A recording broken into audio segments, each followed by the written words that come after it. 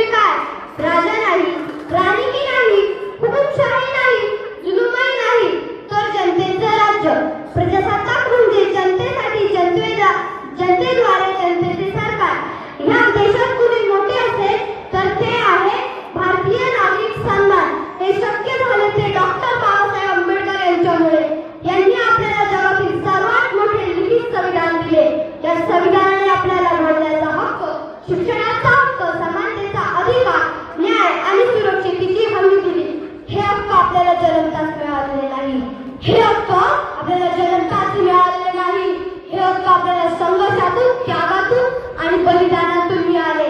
हे हक्क आपल्याला संघर्षातून, त्यागातून आणि बलिदानातून मिळाले.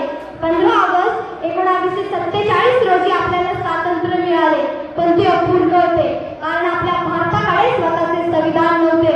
म्हणूनच 26 जानेवारी 1950 रोजी आपण आपले स्वतःचे नियम स्वतः ठरवले. जगाला आवडून सांगितले, भारत स्वतःचा मालक आहे, मालक. या काही प्रसंगात क्रांतिकारकांनी आपले